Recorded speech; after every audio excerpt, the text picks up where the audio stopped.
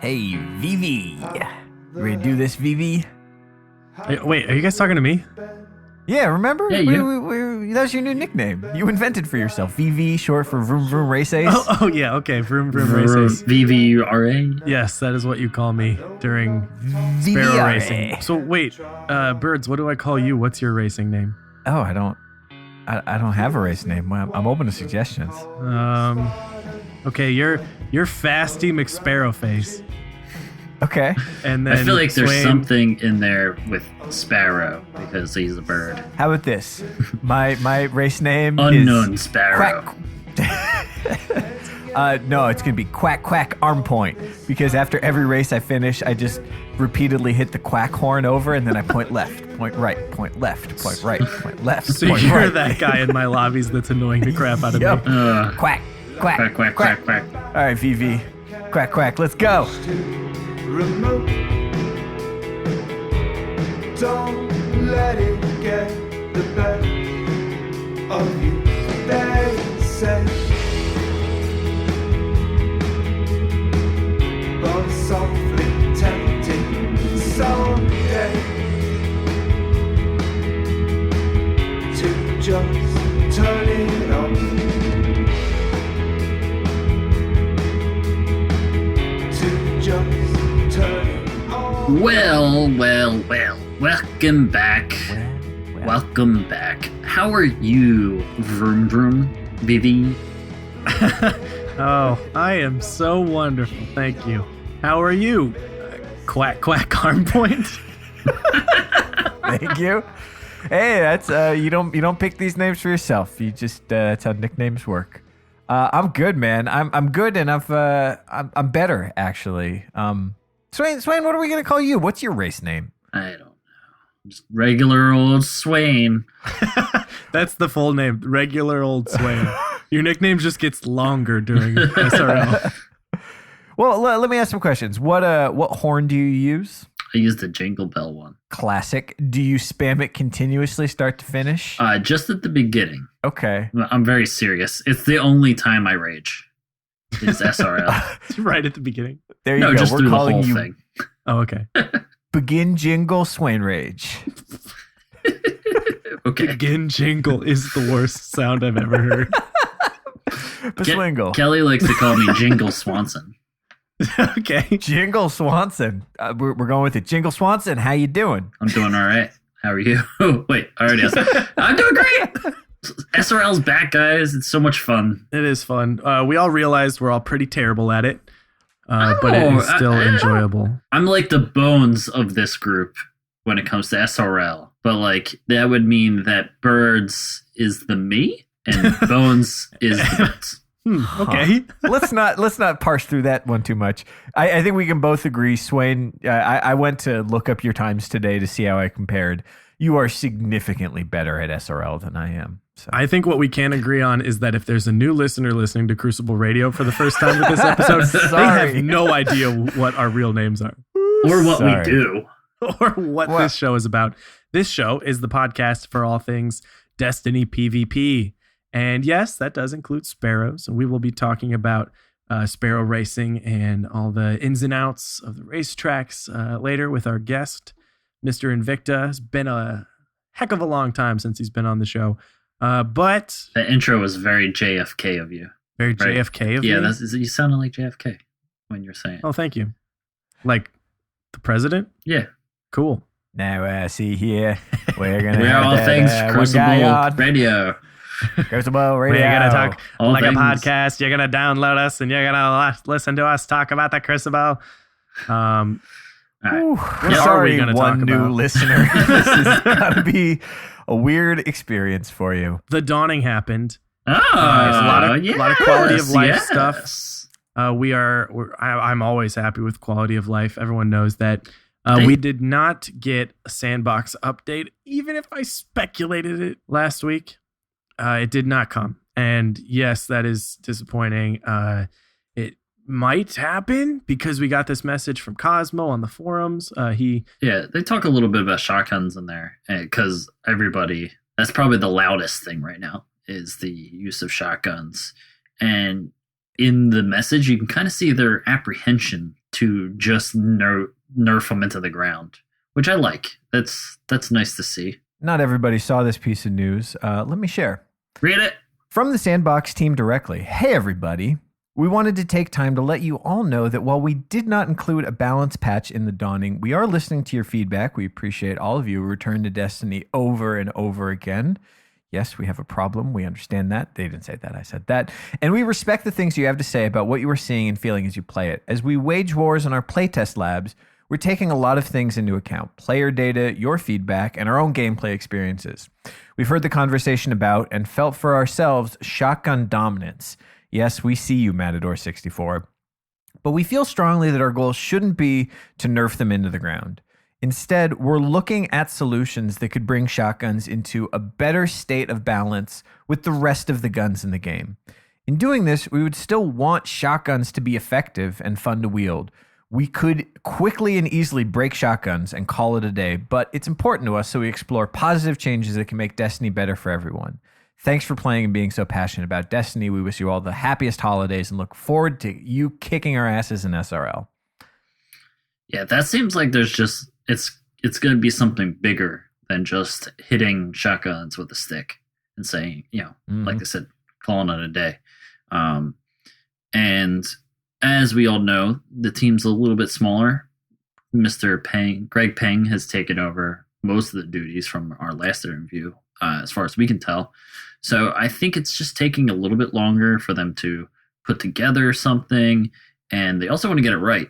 They don't want everybody to throw a fit and leave because they break shotguns and then all of a sudden it's a super slow game. So I foresee something more of like a blanket to a lot of other things to make it easier to compete rather than just getting rid of the one. That's interesting, yeah.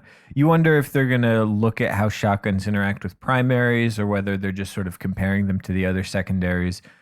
I did enjoy this. Our buddy Texas Prod posted a comment on that thread pointing out the 1, 2, 3, 4, 5, 6, 7 times on 7 separate occasions shotguns have been nerfed already, going back to 2014 and ending in April of this year. So I can understand why they're looking for something a little more robust than just hitting them with that nerf stick for an 8th time. I was just going to actually bring that up, and they have received a lot of work over the years. Like, shotguns have been the focus point of attention quite a bit, and I feel like if you did nerf them, I personally don't feel that's necessary at all, but I feel like if you were to do something like that, you're undoing a lot of careful design that has put shotguns in the place they're in now. Whereas other areas of the game haven't had that much focus, haven't had that much time in the spotlight. And I think it's fair to say, like, let's really look at other aspects now that we've spent so long really finely tuning shotguns over the years. Prod makes mention of it as well, saying that it's really hard because of the movement in this game. The movement in this game is so fast. You can get right up in someone's face no matter what. And I think that's what makes it really tough. Makes it really tough for them to put shotguns somewhere nice, because even if you nerf them more or change them up a bit, someone's going to find a way to get to that person quick, and people are still going to be upset about them. So honestly, our best bet for giving you some advice is creating negative space. That's something Keen's brought up before, and it's something I've been trying to put into practice a lot more, is just trying to identify that you have someone running at you with a shotgun and backing up or making the negative space so that you can finish them with your primary or finish them with like a fusion rifle or a grenade. It's much more complicated, but it's better than just standing there and getting shotgunned. Yeah, I've actually been noticing that in your game, Swain, about just backing up, especially if you've got the Twilight Garrison on. You don't want to rely heavily on an exotic to just develop a skill you should have, which is disengaging and creating negative space. But if you're using it on a Titan, it is so helpful, man, to just double tap and bounce straight back. Because sometimes shifting gears a little bit, talking about Twilight Garrison, I feel like I sidestep to try to dodge, and I want to finish up with a shotgun, but I almost lose them, especially if they're moving at the same time. So it's kind of 50-50 on whether or not that's an effective move or just delaying the inevitable. But if you're using the Twilight to just back up, everything stays in front of you. You don't get this huge camera shake, and it's still right there. It just gives you a few extra milliseconds to react to something. So if you're struggling, you're just getting pushed and guys are jumping on your face and you can't slow down anyone's approach, consider that as just a practice to get to back up more. We'll see. Yeah, this is a lot of speculation, obviously, but the best thing you can do is just once those patch notes eventually drop, is to look at them and adapt your playstyle however it's suited. One thing I kind of want to say is a generic take on the amount of updates we're going to get in this game that is over 2 years old now. Is one, it's a good time to start thinking about how long it will be until the sequel. If you're gonna play this all the time, it's awesome. I love playing this game regularly. It's nice to have some PvE stuff in the meantime. Just kind of get used to that. I mean, Destiny in its current version in this year, the game that's on our disc, it's not going to change drastically. It's not going to be that magic game you dream in your head. That'll come with time, but that time at this point is a little ways off. Second, meta does develop without patch notes and DLC. Not drastically. It doesn't mean we're going to have auto rifle season in February if there's no patches. That's not what I'm saying. But stuff does come and go. It's learned. The counters do appear on occasion.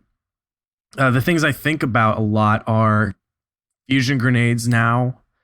I think people have taken more time with them now that firebolts are gone, or they're playing Sunbreaker a little bit more. I think Sunbreaker has stepped up. Titans haven't been adjusted in a long time. I think the best way to see it is something like the injection of the Clever Dragon. Like, no one had that gun, and then all of a sudden everyone had that gun. And it kind of just like this whole entire new way of thinking happened, and new engagements and new engagement distances happened. And that really shook it up. But that's going to wear off a little bit. People are going to put them away in favor of their hand cannons and whatnot. And you'll start to see that there's a little bit more varied, primary usage here and there. Still see the Clever Dragon, but I can't predict what will be the next Iron Banner weapon. What if that's just as good as that, or it makes a difference in PvP, and all of a sudden you start seeing all of that everywhere. I got a Laughing Heart this week, and I've been using that like nonstop. It's a sniper. Yep. I mean, and just look at whatever's the topic of conversation and realize that the conversation changes without some drastic announcement. Like, you guys are a bunch of downers. Can we talk about some stuff we actually got with the Dawning? Because we got a huge wish list of stuff we actually received, and there's a ton of improvements in here. Sorry, but just like... I was going to make a point about how Juggernauts were everyone's least favorite thing, and nothing has changed to Juggernauts, and now we're all pretty good at countering Juggernauts, at least better than we were, and I want to say I'm proud of everyone for just realizing that Juggernauts aren't ruining your life anymore, and it can be stopped. Go ahead, birds. What's next? Well, let's get into these changes. We've got a ton of little changes with the Dawning, little quality of life stuff. Yeah, I feel like they always find something that I completely forgot about, and they change it, and like the quality of life stuff, and I'm just like, oh, okay, yeah, I could use that. Like, these patch updates are all like things where I see that and I go, oh, that's my favorite thing ever. And then I see the next one, I go, oh, no, wait, that's my favorite thing ever. But let me start with my first favorite thing ever. We've had it in private matches. Now, in the Crucible in general, if everyone does the wave emote in the first 30 seconds... Both teams. Is it every game type? I think it's everywhere. All the players on both teams use the wave emote. In the first 30 seconds of a round, heavy ammo doesn't show up. They have formalized waving off heavy. This is my favorite thing ever. Nope. My favorite thing ever is that if you're level 40 and you receive a green weapon or a piece of armor, it will just instantly turn into weapon parts or armor parts Birds. instead of having to dismantle Birds. it. It's my favorite thing ever. You want to know what my favorite thing ever is? What's that? Being able to buy passage coins at Brother Vance. Oh, being my able to favorite buy thing ever. worm spore from the quartermaster. We are all God, yes. so worm spore rich. Just like sharding that piece of armor that had worm spore because you didn't want to have to deal with it. Yeah, I'm not going back to the dreadnought. No thanks. My favorite thing is that I'm going to get the other Crimson Doubles shader that never dropped for me. And all of the SRL class items now accept chroma. So that Oh my God. sick as F hunter cloak with the two streams of light can be whatever chroma color you want. That is Bruh, cool. I started with pink. I went to orange. I'm doing blue now, but I think before the night is over, I'm changing it to green. It is as great as it seems. I think the best one, though, is the reintroduction of Party Crasher and IS Luna back into the regular Crucible playlist. You're seeing Party Crashers show up as drops in SRL. Yeah. What is happening? Matadors, Party Crashers, IS Lunas, Sweet Emblems. Oh my God, I love those emblems. They're so good. Oh, I'm digging the new shader. Whatever that is, it Midas, where you're just like gold. glistening gold. I'm just pink Sparrow and Midas shader and pink SRL cloak. There's a gold I'm so Sparrow. loud on the track. Birds. Oh, see, I don't have that Gotta one get yet. the gold Sparrow. I have the Gold Sparrow. It must be gold. Nothing is ever going to take off these chrome and gold shaders. I mean, come on. I am a shiny golden god. And I will be for the rest of Destiny.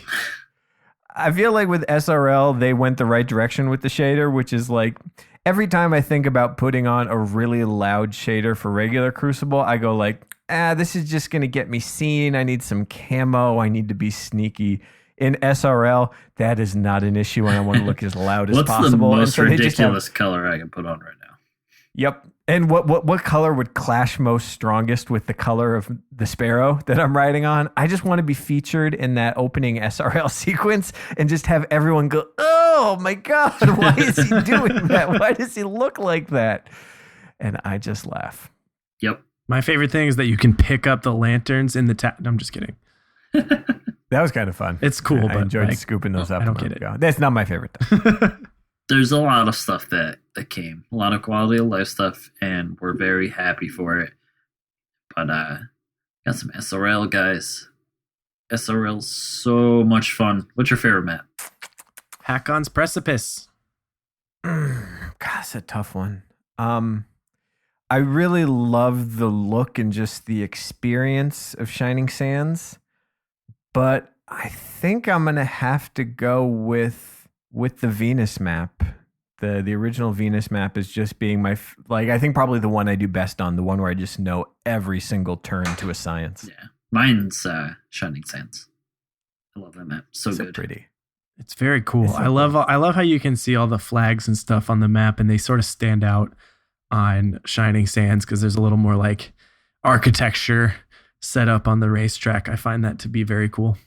Do you guys know the thing on Shining Sands? When you finish the race, if you go off to the right, Yeah. you'll hear a man cannon gate, Yeah. and it'll just blast you off into this. And that's the thing I only just recently realized about the Crucible maps is that the playable part of a PvP map is so small compared to how big the entire map is. This thing just it serves no purpose except to blast you off just like a mile away from the race course where you explode. It's great. I'm all in favor of random jumps where you just fly off and do tricks until you die. Yep, that's what it's all about. Well, hey guys, we will dig more into SRL strategy in just a little bit here with our guest. First, I want to say, hey, thank you and shout out to everyone who has joined us on Patreon. It is so cool. We want to give a special shout out to our friend Shade. He is our first $50 pledge, and we appreciate that so much.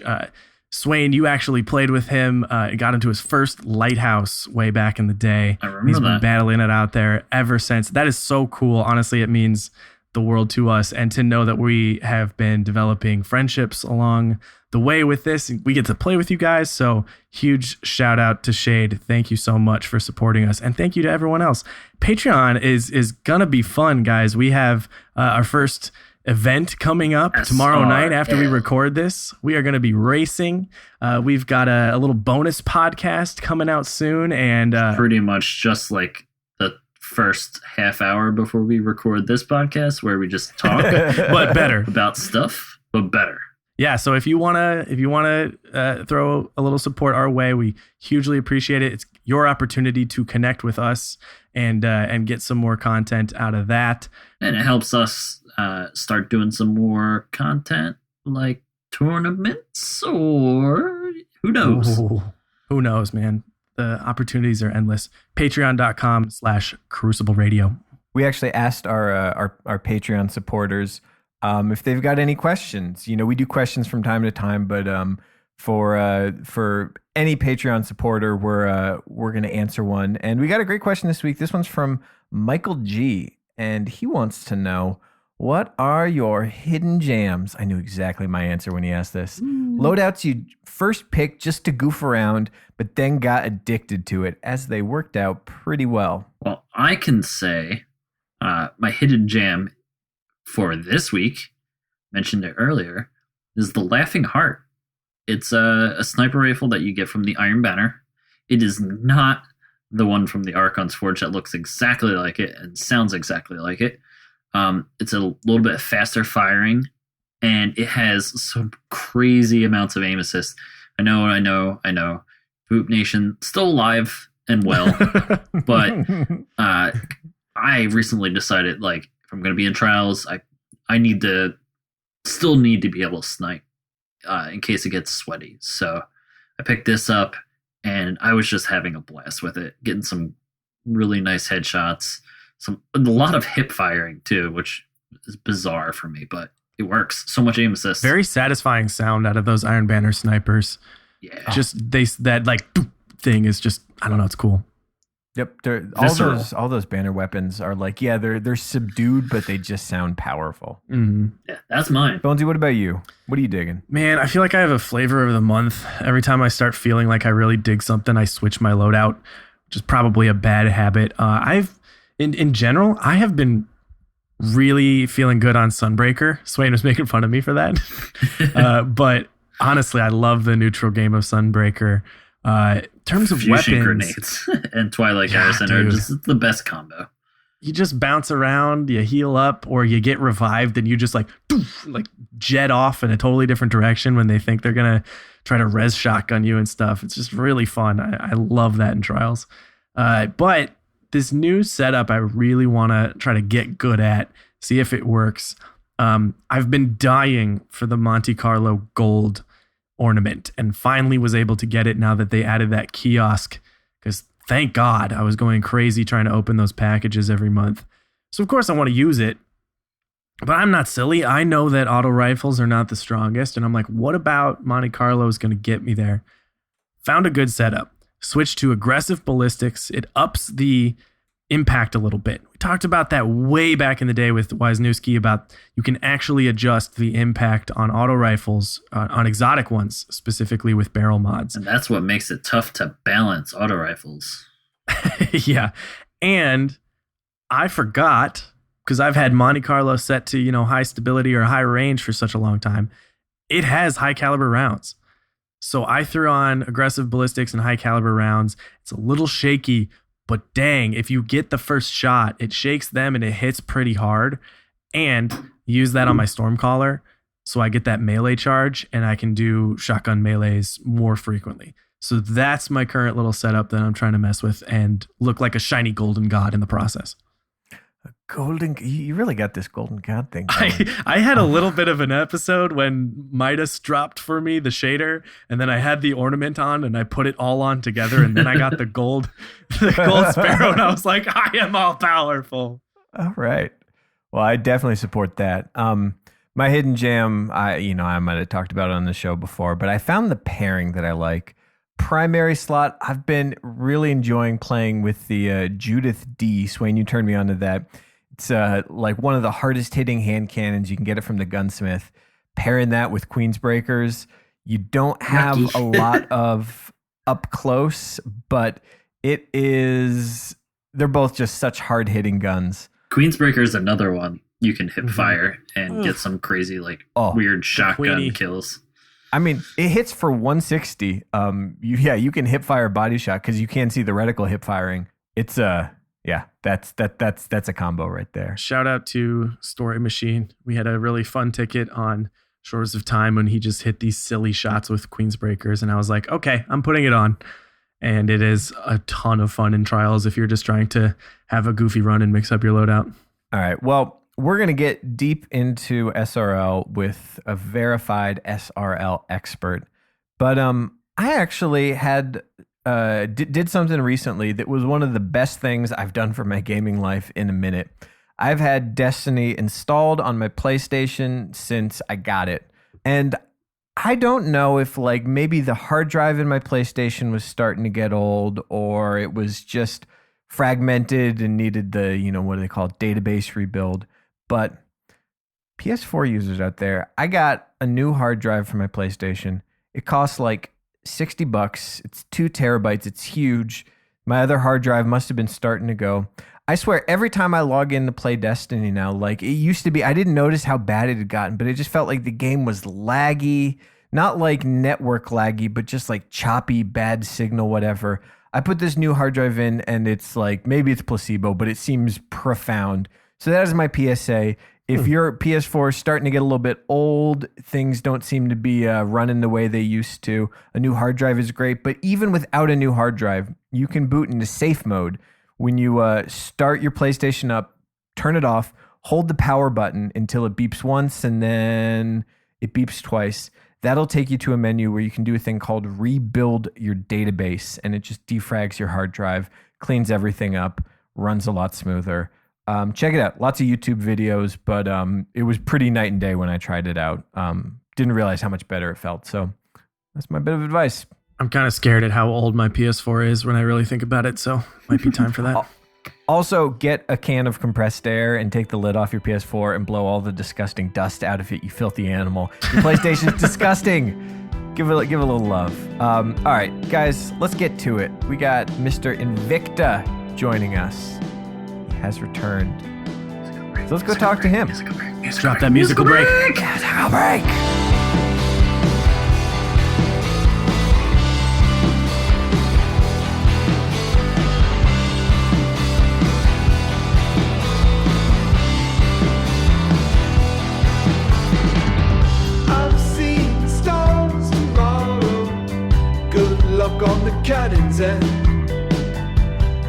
This week, we've got music from Minnow.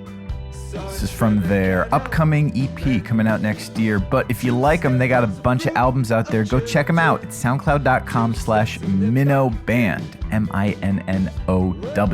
Little fish.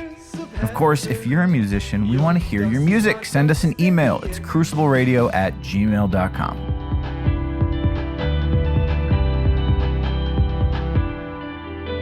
But never let me fall and we all inhospitable, most beautiful dream. But never let me fall and we all inhospitable, most beautiful dream that I feel. All right, welcome back to the show. We are here in the second half of the show with our interview, but this is a very special interview. We have a repeat guest joining us. Going back to the beginning, he was in episode 4, and he was in our first Christmas special. Invicta, welcome back to the show. Hey, how's it going? What's up, dude? Hey, man. Nothing much. I've just been enjoying that SRL. Oh, hell yeah. Well, we're going to talk about some SRL, but just so people know, you are a founding member of Team Inclement. You are you've got like one of those fast processing brains that lets you jump around and shoot people before they even realize that you're there. And you are a pretty decent Sparrow racer, if I recall correctly. Yeah, I'm still actually, my last year's times are still top 100 times, despite only playing the first 3 days and it being like a 2-week event. And anybody that played this week, I'm still holding good times up there. Yeah. Beautiful. I have yet to beat my scores from last year, which feels embarrassing. I'm doing pretty good. Well, that's great, Swain. Well, Invicta, we invited you on the show to get us taught about Sparrow racing because we're having varying degrees of success. And we're thinking let's take it down to the basics from the very beginning. Talk us through your strategy for Sparrow racing. Of course, there's not one completely one size fits all, but you've had some success. So let's start right at the very beginning.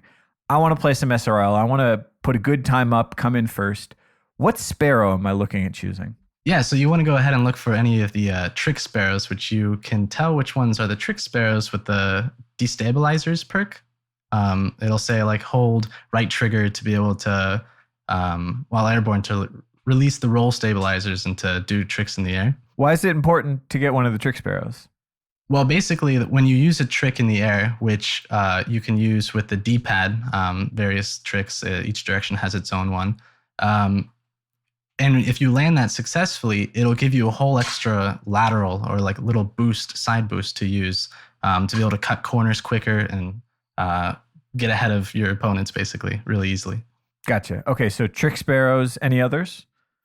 Yeah, actually, for the very astute racers, the professional ones, the time breaker actually has quite the potential to break record times by several seconds over trick sparrows, but it takes a lot of practice, and you probably don't want anybody else on the track while doing that. So you might need to wait a couple of weeks.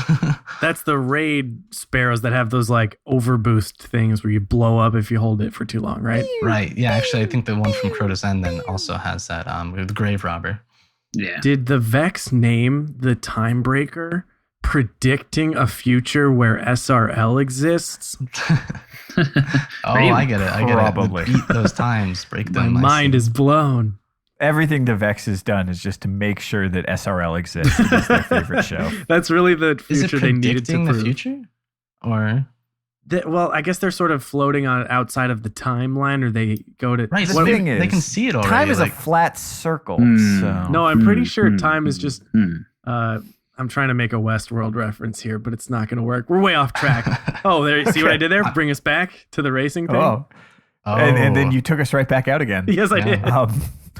Okay, so we've got a trick sparrow, or if we're feeling fancy, we can risk some boost, maybe do a little exploding in the process.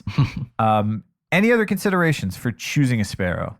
There's one sparrow in particular, which is arguably a little pay to win. If you happen to have the Swift River from the Red Bull quest, I believe, that came with Taken King, it has a very slightly higher boost stat, which I can't 100% determine its benefits right now, but it seems to mean that you can accelerate slightly faster, and just it only shaves milliseconds. So if you want to be the ultimate elite racer, go with the SR1 Swift River.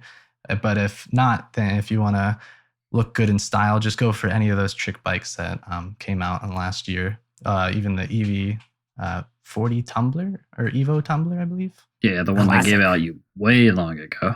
I think for maybe it was pre-ordering the game or the season pass. One of those. I think it was the season pass for Crota I thought it was just and the House season of pass for Wolves. both. Yeah, both those DLC exactly. Yeah. So do you notice a difference with the Swift River? Because we can see in the little fruit space where it says it's got more boost, but I don't, maybe I'm just bad, but I can't really tell if that's truly making me faster or not. No, I actually have not noticed the difference. My fastest times last year didn't use the bike and or the Sparrow. And I'd like to take this moment to say, hey, Fallout, when you were talking about using the Swift River, my time was still faster with another bike from last year. But, we have a bit of an issue with repeat guests on this show where they develop deep-seated grudges against the other. Everyone takes shots guests. at Fallouts. I think it's I don't know. Nah, it's all good. I'm just teasing. But yes, he has recommended the Swift River, and hey, play to win, right? Might as well.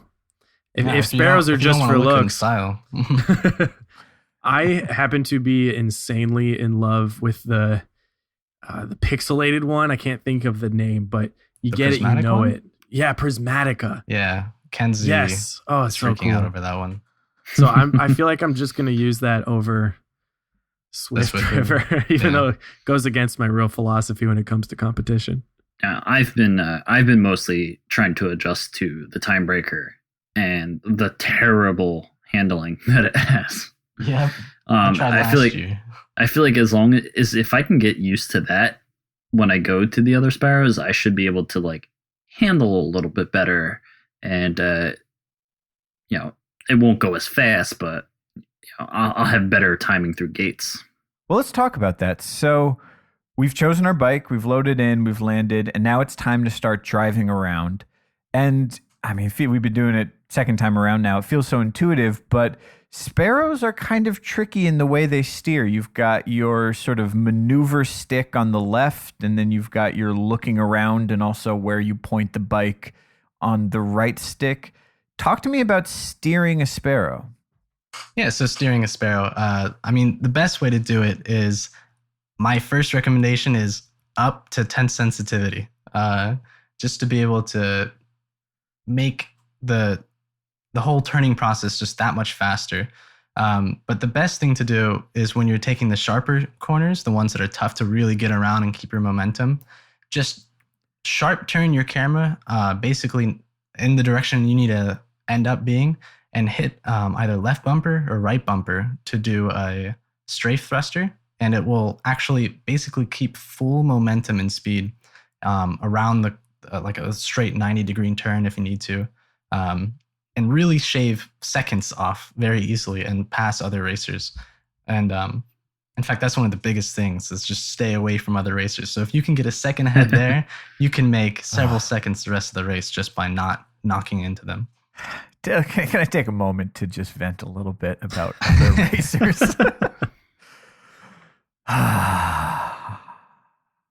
Why you guys always got to swing around the track?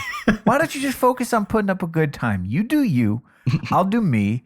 Don't ride the stick that hard. You don't have to bounce all the way from the left side to the right side. Just pick a line. Hey, we could be right next to each other. We might be jockeying for position, but I'm not going to drive into a wall just to try and get you to drive into a wall, because we're both trying to get to the finish line. Ah! Okay, so we're cornering, and this is something, because, you know, in really any form of racing where you're on the ground, you hear a lot about sort of choosing your line. You know, when you're driving a car, you've got to sort of pick your sort of path through a curve very carefully. Sparrows have that too, but it's a little bit different. I mean, how are you thinking about approaching, like you say, a 90-degree turn? Are you trying to stay tight and on the inside and just cut it as hard as possible? Or are you going to try and pull to the outside and sort of do a softer, wider turn, but get that boost at the end? Yeah, for the most part, because you can use these strafe thrusters, you can hug corners almost as tight as you want. On the big curve loops, curved corners, you can kind of NASCAR it and, you know, stick to the outside and try to cut to the inside as best as possible. If I don't watch the sport, but everyone knows how the cars, they're on the outside on the long stretches, and then on the big turns they cut to the inside to get the fastest, you know, way around the track. And whenever you feel like you're drifting a little too far off to the other side of the wall, to the cutting the corner not enough, you can always use those strafe thrusters to really get yourself back on track fast, directly into a boost. And well, so talking about that, I guess I kind of struggle because you've only got so many side boosts to go around. And it's like, I got my SRL gear, you know, less energy for side boost, and tricking gives you more boost back. But I feel like I'm always struggling to say, am I going to use a side boost on this corner to try and bump up my time a little bit, or am I going to save it because I might need it when some Bobo runs into me and I've got to get back towards the gate? I guess sort of how do you balance, using your side boosts proactively versus saving them for course correction? Almost every time I found it actually just better to use the boost, not ever hold it back.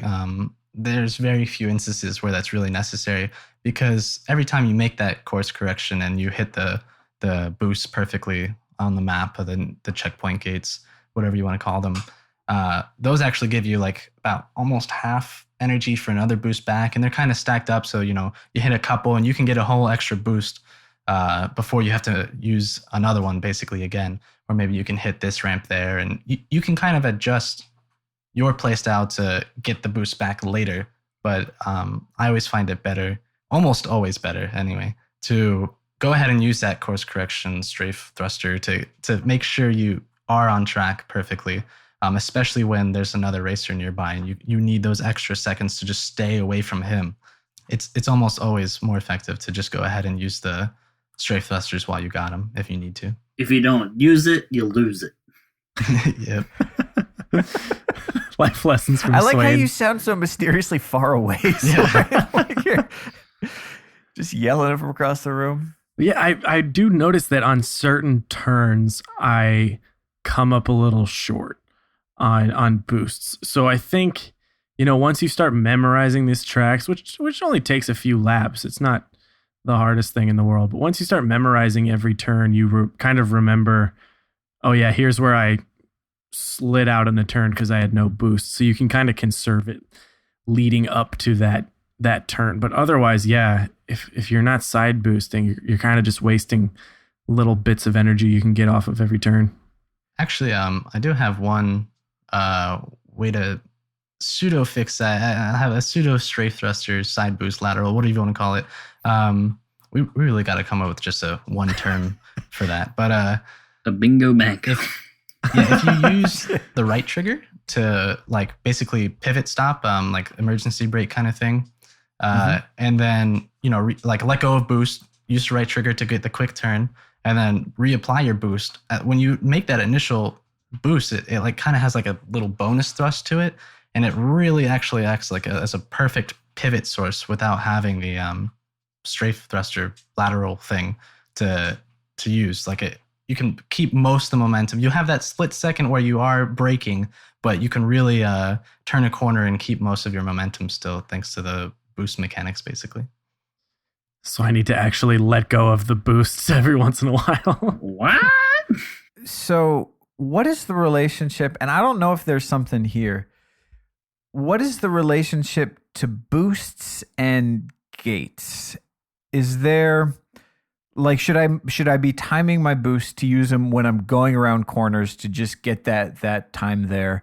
If there's a gate around the corner, should I be like aiming for the gate and then using the boost to speed up corner and kind of course correct all at the same time? Or does it all just kind of add up to the same in the end? Truthfully, if you're not making too many mistakes, which takes some practice, play a few races.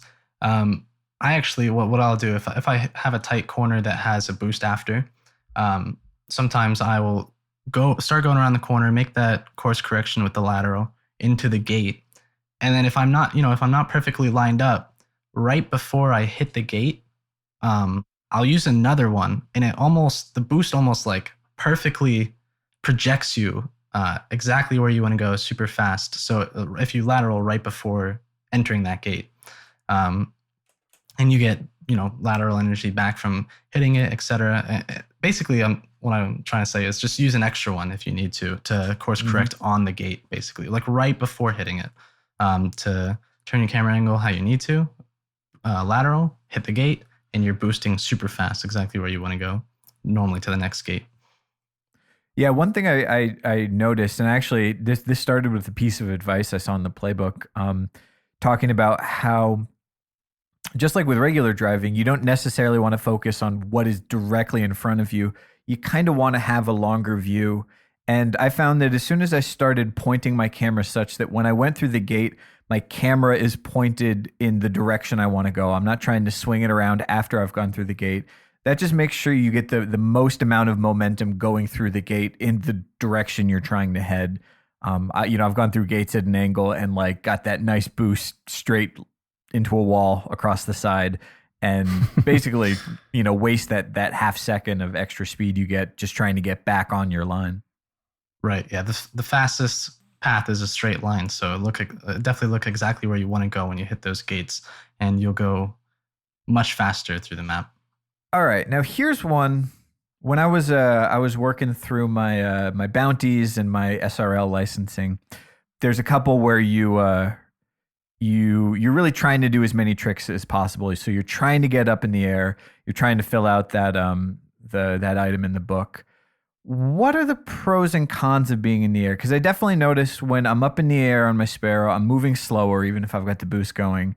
And then I lose some speed when I land on the ground. And again, I'm just kind of wondering how it works out in the end. Is it better to take the jump, do the trick, get a little bit of side boost back and try and use it wisely?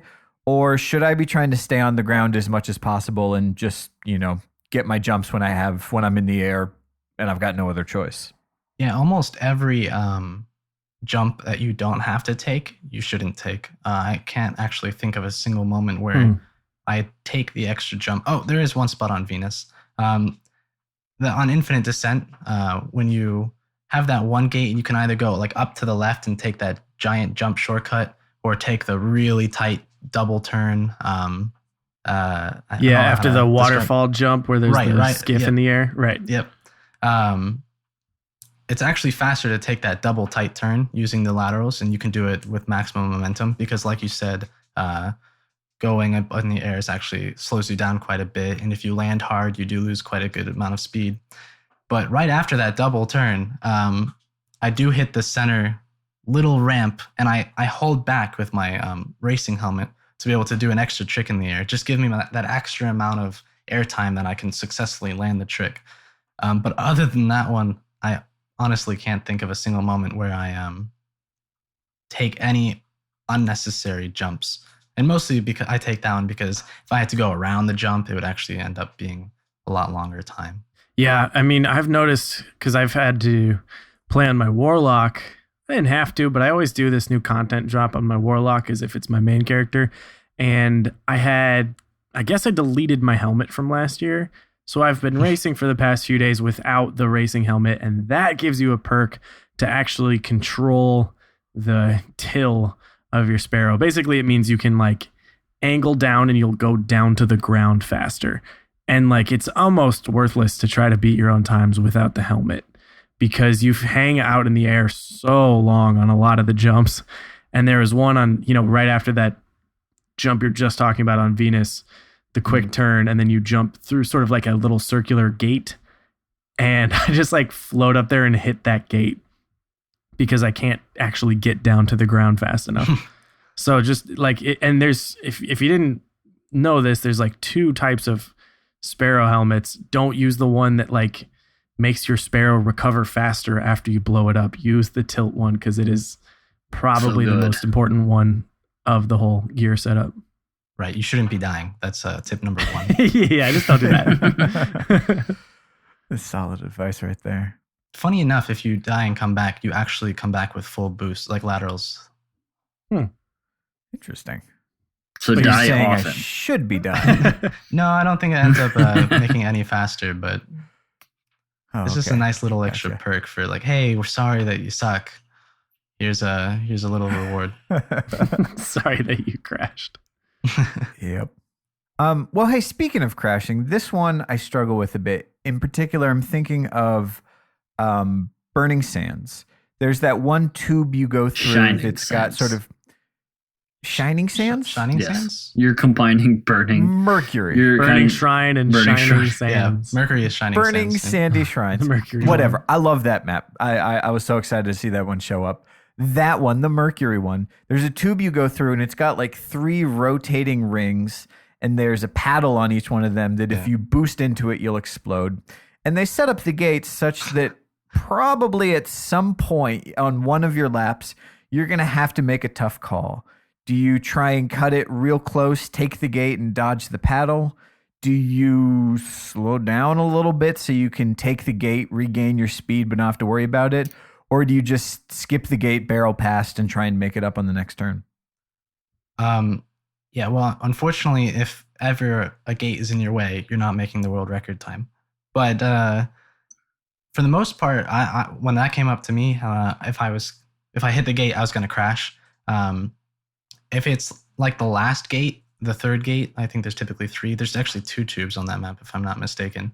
That's true. If it's the last gate, you want to stop for sure. You definitely want to slow down and make sure you don't crash into it. You just slow down for a second, let it go, and then even come to a full stop if you really were going too fast or anything like that, and then continue on. Do Sparrows have brakes? I literally don't think I've ever braked a Sparrow. But well, I just hold back on my stick, as well as I think right trigger actually does. It does allow you the right trigger does. the pivots at least, like e-brakes, but not sure e-brake. how much they slow you down. My first race getting back, I'm like, okay, how do I do this? I haven't played Destiny in a little while, especially not with the Sparrow.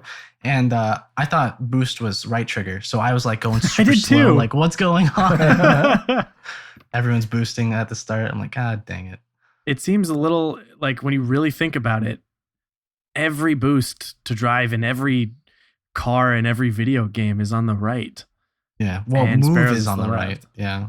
Yeah. But boost is typically like A. I'm thinking like Burnout Paradise. So with matchmaking and everything, it's SRL, it's the event and stuff. We know it's going to private matches after the fact, and I'm sure that's when the real records will be set, because everyone will just have those perfect racing conditions. Is there any strategy to dealing with the dummies that feel like swerving in front of me instead of letting me catch up to the guy in first place? I feel like everyone in third place is trying to sabotage number 2 instead of actually go for the person who's really the threat. Like, is there any strategy to knocking into people, or is it just, hope they don't kill you? Yeah. Well, to answer that, honestly, the first 10 to 20 seconds, sometimes 5 seconds, like on Infinite Descent of the race, are the most crucial seconds of the race. If you can cut ahead in those first dozen or so seconds, then you can have a clean race the rest of the time. But how I honestly get ahead during those first few seconds is I might overuse the laterals to really cut things sharper and make sure I'm ahead of them then, and then worry about getting them back later, or just being a little bit less reliant on them for a short while. But otherwise, the best way to deal with them if you are a little bit behind or you have fallen into that situation is honestly using those laterals once more to just maybe cut something a little bit tighter than them.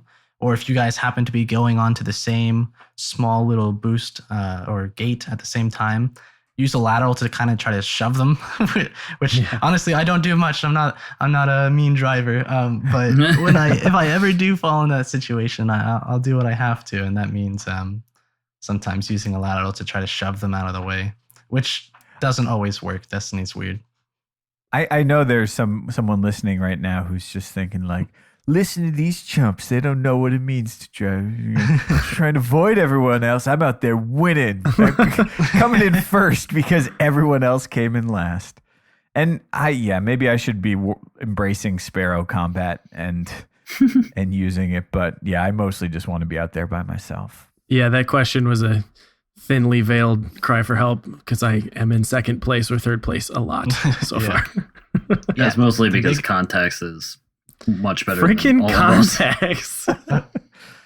Yeah, the biggest thing is definitely to just get ahead in the early game. But if you're playing with people and they're good, that's kind of tough.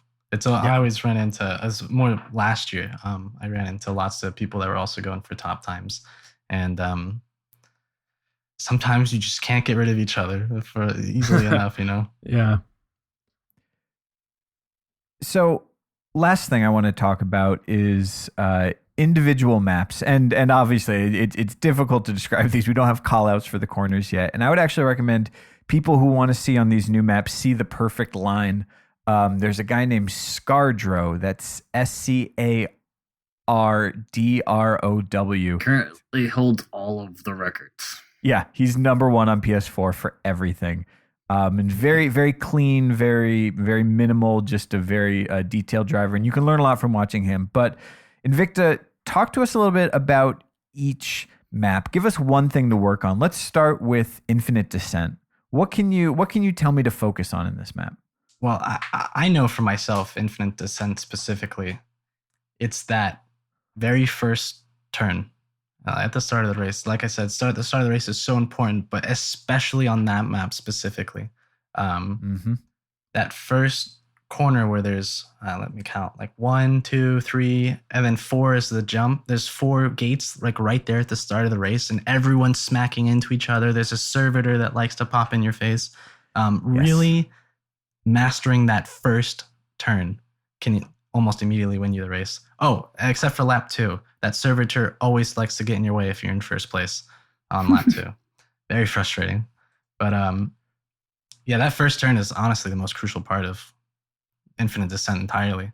Other than that, having that racing helmet that lets you tilt forward and hit the ground faster comes in handy for sure on that map as well. Yeah, they definitely all start with a bit of a scrum, but that map one on Venus, it just seems a little more stressful every time I'm there.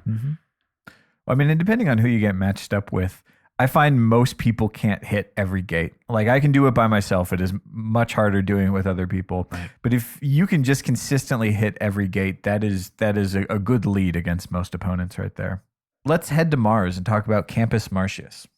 The thing I have a problem with on Campus Martius is when I go off of the launch over the gap before the fans, I don't know what it is, but I always feel like I'm about to land short of that canyon and have fallen into it a couple times. I don't know if, again, I think maybe I'm just bad at this, but that part seems to give me a problem every time. Actually, I'm glad you led me with that, because that was going to be something I wanted to point out about the helmet, where you can tilt forward to hit the ground faster. Some jumps, specifically that one, you want to hold back first. You don't want to just immediately go down, because that one specifically, I remember every time last year, I would fall into the ravine. I'm like, okay, well, I'm going to start holding back, make sure I get that trick done, and then I'm going to push forward. And it worked out way better, more consistently every time.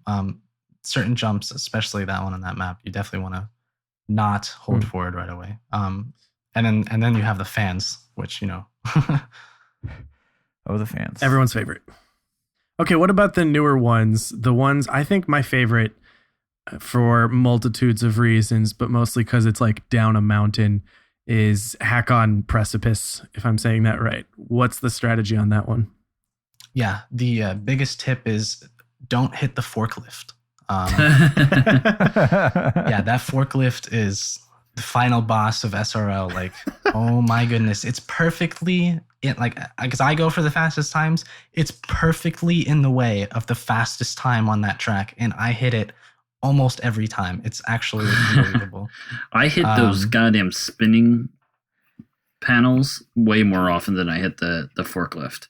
Really? Those infuriate me. I don't know why. It's just actually Kenzie put out a funny tweet about that, where it actually has like the yellow skull, like can't damage boss symbol, and it says forklift. But yeah, other than that, that one does have those spinning things as well. Actually, those ones are rough on that map, despite them being so big. Really timing those up well is what can give you a few extra seconds for sure over other racers. Because like if you didn't hit them, you know, probably one of the other 5 racers did actually run into them, depending on the timing of when they got there and all that. But yeah, that seems to be where the separation really occurs. If you make it through there's a good chance the guy right next to you did not do the same. Right. Actually, Hakan Principle, as well as the other map, Shining Sands, is a good example of how you don't have to hit every gate sometimes. If you're worried about like running into somebody, specifically at the turn after the forklift, you can actually skip that next boost, which kind of is out there way to the left, or the next gate rather. And sometimes just cut gates out entirely if it means that you can kind of get ahead or avoid the spinny things, etc. And you don't normally lose too much speed, or especially if the next gate is, you know, close still. Sometimes it's better when just trying to win a match, not necessarily go for the fastest time, to skip a gate. and Hakan Precipice is one of those maps. All right, and last but not least is Shining Sands. Bunch of nitpickers. Okay, question about this one. When that section at the end where you can either go left or right and you've got those sort of 3 jumps in a row, do you go left or do you go right? I go right almost every time. It's easier after I make my lateral from the turn. I just go directly towards the gate, and then on the other side of the gate is the right jump.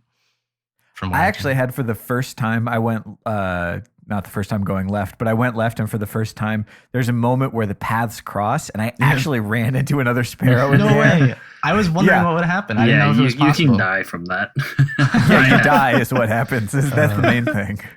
That end of that map is perfect for practicing the pulling back on your Sparrow, because if you can pull back enough, you can land in the perfect spot of the downhill.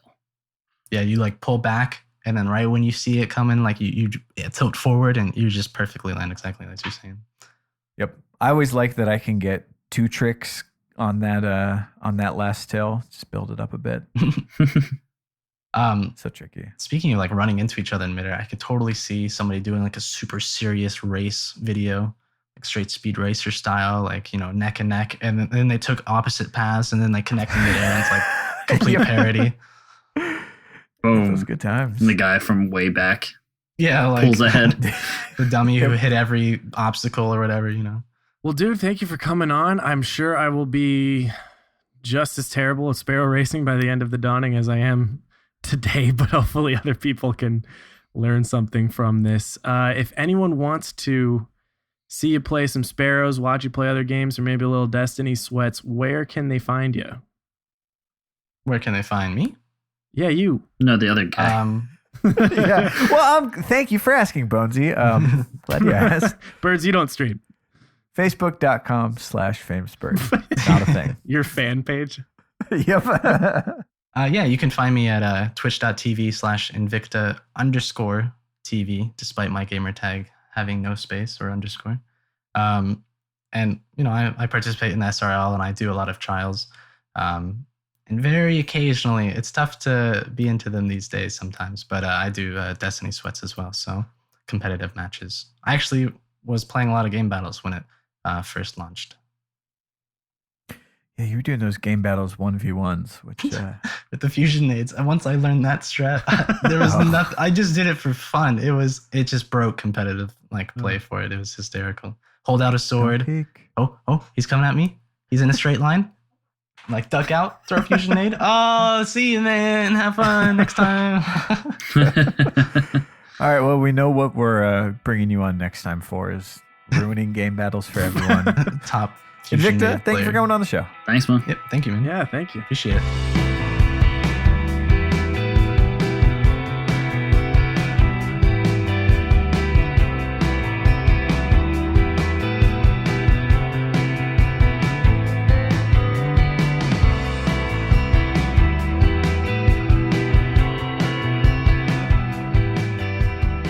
Night descends in the tower, but one place is still awake. Head to Fellwinter's Lie, the only bar in town, meeting place of the feared Sparrow gang, the Kells Angels. You'll face incredible racing threats, such as Vroom Vroom Race Ace. He'll beat you on the course, and then he'll beat you up afterwards. And then you may run into the ugly mug of Quack Quack Point Left. Watch out. Quack, quack, arm point. Quack, quack, arm point. He may stab you. But if you think you're a hotshot, you're gonna have to face the best, Mr. Swingle Jingle? Jingle Swanson? What did he say it was? It's fucking Jingle Swanson, you asshole. Jingle Swanson, you asshole. This is the weirdest ad for a scary gang. Why would they ever advertise this? Why would they publicize their confidence issues? I don't even understand. Watch out. Buy our shirts. There's a brand new Kells Angels shirt. If you go to crucibleradio.com/store, I assume that we're all space pirate rebel bikers. Pull it in. Wrap it up. Okay, bit over. Thank you. You can find Space all of Internet, that bye. at crucibleradio.com. Bye! See ya. I'm running from if you can keep up then